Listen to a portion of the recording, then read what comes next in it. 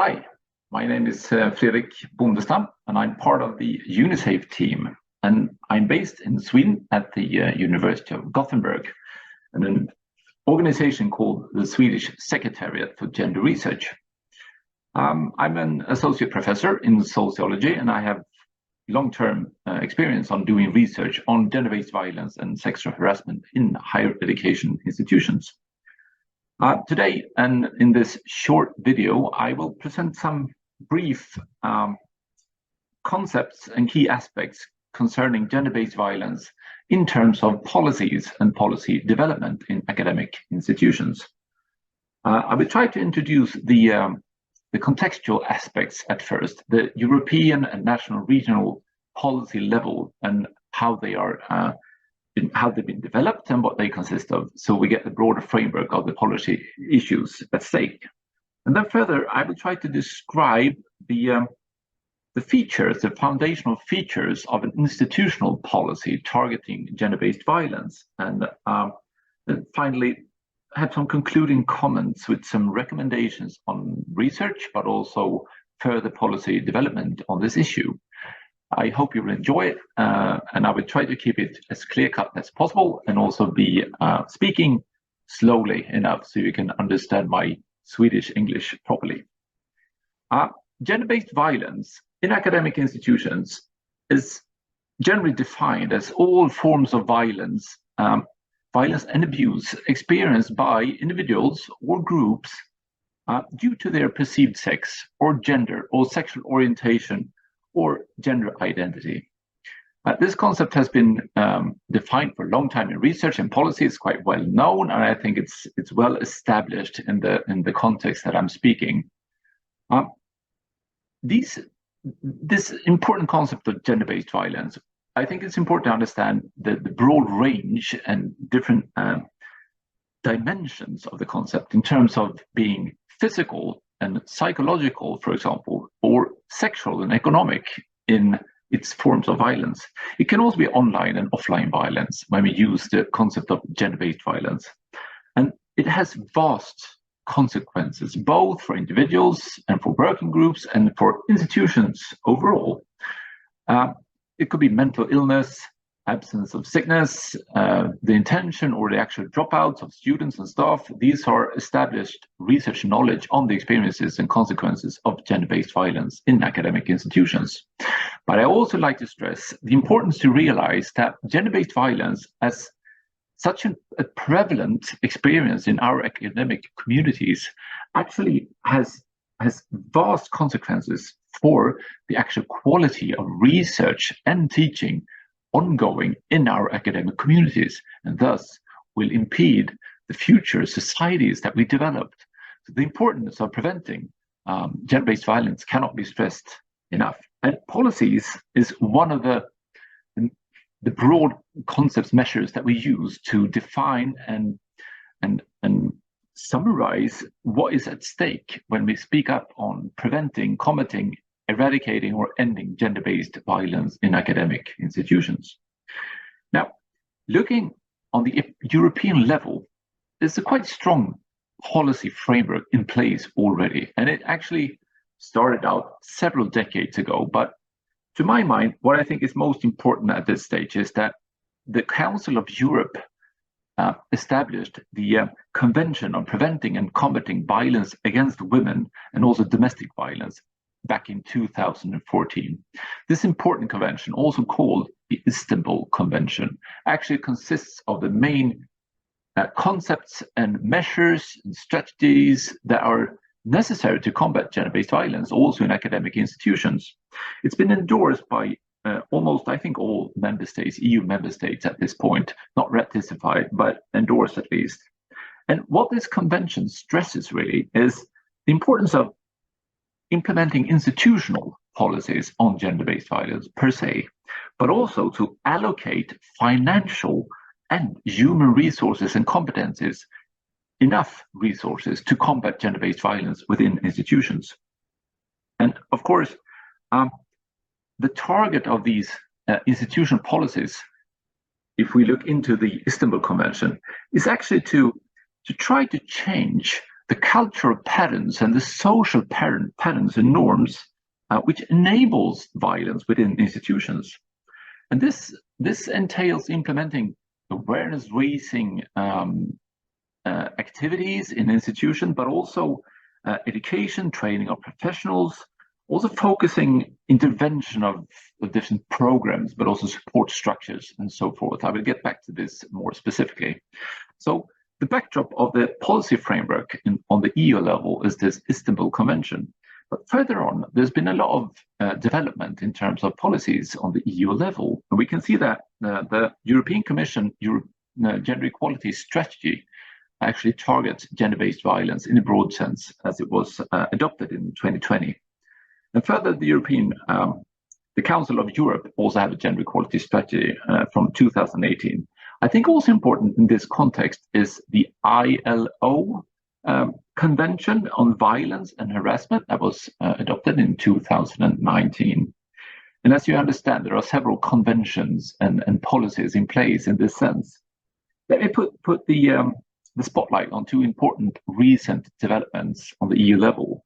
The first is the Ljubljana Declaration on Gender Equality in Research and Innovation that was adopted in 2021 and also endorsed by a majority of EU member countries. Now, the Ljubljana Declaration is targeting research and innovation specifically. And this is a new development that I think is really important to stress. I do urge you all to look into this Ljubljana Declaration for important conceptual definitions, but also strategies and measures forward for institutions, for example. Now, further on, just recently, last year in 2022, there was a large conference on gender-based violence in higher education institutions, and the Prague Call for Action was adopted, named Working Towards Safe and Respectful Higher Education and Research for All by Ending Gender-Based Violence.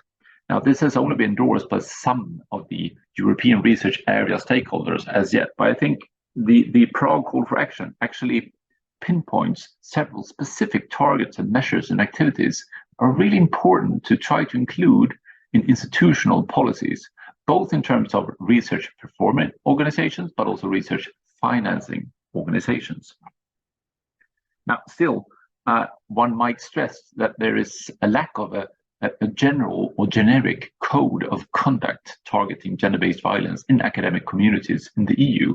And this is being developed in the ongoing projects in EU, for example, UniSAFE, but also the Gender Action Plus project, and further on will be developed. So I really hope for the establishment of a code of conduct on ending gender-based violence in academic communities, or a zero tolerance policy in this sense. Now, so far, this was the EU level on gender-based violence. Let me turn to the national regional framework just briefly. Some of the findings that we have from the UniSAFE project, but also the ongoing Gender Action Plus project on policies on gender-based violence in academic institutions, is that there are a majority of national frameworks, context and countries actually have legislation in place on gender-based violence, more generally speaking. But in the context of academic institutions, there's only a few countries that have targeted national policies on gender-based violence for research performing organizations or research financing organizations. So there is a lack between the EU level and the national policy level in terms of targeted policies aiming at ending gender-based violence within institutions, the academic institutions.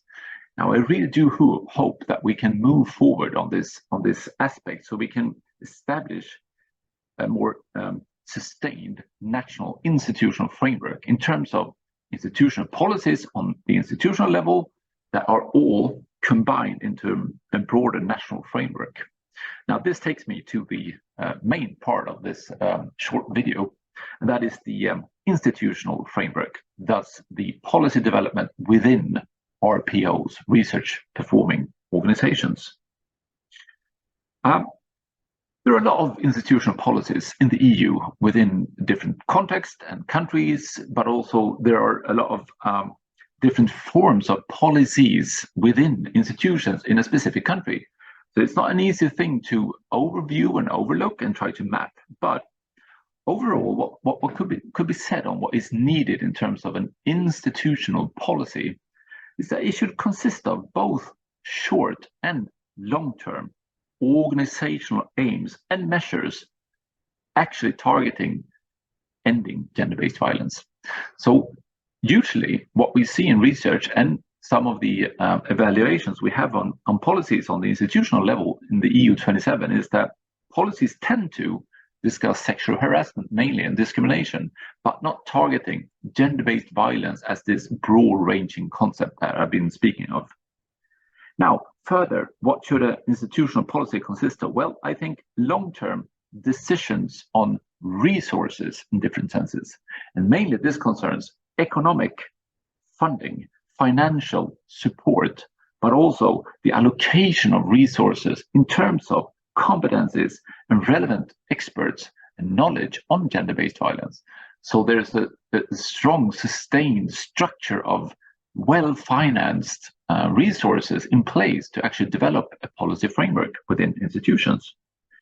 And finally, on this overall view on institutional policies, the importance of long-term strategies for cultural change and social change of academic norms that actually enables gender-based violence.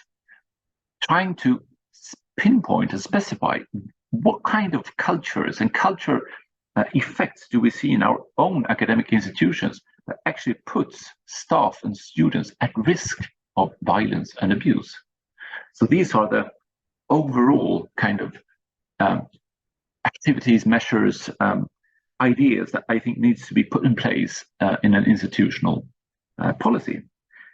Now, of course, it's important to also define the actual concept of gender-based violence. As I was saying, it tends to be narrowed down and not fully inclusive of the different forms of violence, instead targeting sexual harassment or other forms of harassment and discrimination. And also try to make it inclusive in terms of including all different target groups, that is different minorities within our communities, academic communities, using what we call an intersectional perspective, targeting different power dynamics, enabling and putting different researchers, teachers and students and administrative staff at risk, depending on their sex and their ethnicity and different disabilities and so forth. What we have developed within the UniSAFE project in terms of institutional policies is a really fruitful way of reaching out to setting a standard of an inclusive institutional policy framework in terms of what we call a 7 Ps model. You can read a lot about this within the UniSAFE tools that I will mention in the end of this video, but I just briefly want to give a short description of this 7 Ps model because I think it's really important for the policy development within an institution. Now, the 7 Ps consists of prevalence, prevention, protection, prosecution, provision of services, partnerships, and then finally the actual concept of policies. Now, just in short, prevalence concerns the baseline survey and administrative data on experiences and consequences of gender-based violence in an institution. That is the core knowledge on who is being exposed to gender-based violence as for now in our institutions, which are the target groups for our measures and activities in the first place. This is really core knowledge within an institutional policy framework, I think. And then further on, prevention aims at the implementation of concrete measures and activities to promote cultural change, as well as changing attitudes among all students and staff. So all these concrete measures are put within the P of prevention in this sense, in the 7 Ps model. Now, the third P, protection, is really important because it aims at ensuring the safety and support to survivors and also bystanders of gender-based violence in an institution by mainly, I would say, ensuring functional and transparent formal reporting processes that actually leads to retaliation, reparation for the survivors. And this also turns to the fourth P, prosecution, which is the other side of the issue, you could say, where prosecution aims at defining the internal, but also the external legal sanctions and other measures targeting perpetrators. And it could include ensuring also measures which aims at avoiding the potential re-victimization of survivors in the sense of gender-based violence. Now, provision of services, as you might have guessed, it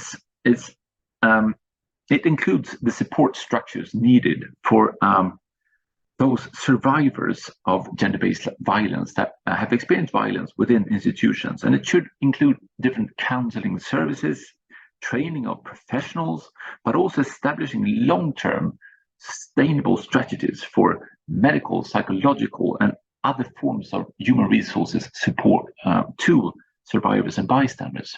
I think the support structures couldn't be stressed enough in this sense. And then partnerships concerns the importance of engaging all relevant stakeholders within and outside an institution in working together to end gender-based violence. And that could include your national authorities, the trade unions, the staff and student associations, but also different NGOs within your specific context. Try to create partnerships and use each other's competences, expert knowledge, and experiences to develop solid, sustained structures for combating gender-based violence within academic institutions. This is really an important factor of promoting success in preventing gender-based violence.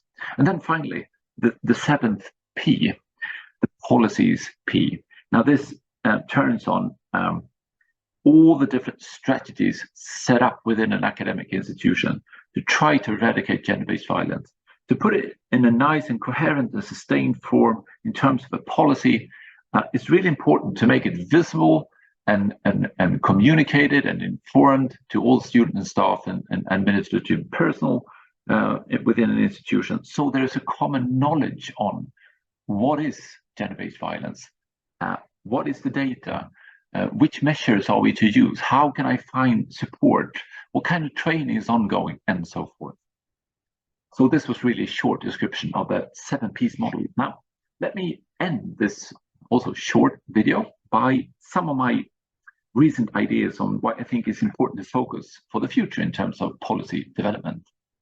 From a large research review done by my colleagues and myself within the Gender Action Plus project, but also looking into research in other projects, it's evident that we lack research on the actual effects of policies on gender-based violence in academic institutions.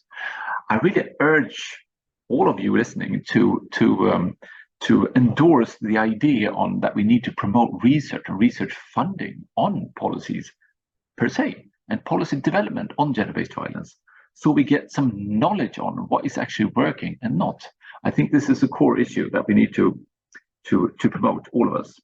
And then, of course, the lack of consistent data on prevalence and experiences and consequences on gender-based violence in academic institutions, both in national context, but also on the EU level. This lack of data is a core problem when we want to promote change in this sense. And I think it also, of course, impedes the possibilities of setting up monitoring and evaluation systems so we can monitor the development of implementation of policies in different contexts. So I really urge all of us to think of how to move forward of enhancing institutions to commit on developing and also collecting data on gender-based violence in different ways. And then finally, I mean, the UniSAFE 7P framework is so important. And I really urge all of you listening to me on this short video to take a couple more minutes and just, log into the UniSAFE web, which you will find at the UniSAFE- gbv.eu. You can find all the tools, all the materials, all our developments and research, and also all that we have produced actually in this project that is of such relevance, but also the 7Ps model and all its constituents. I think you will find a lot of more knowledge on how to move further in your own work, developing policies ending gender-based violence. Now, this is a short video. Thank you for listening, and take care. Bye.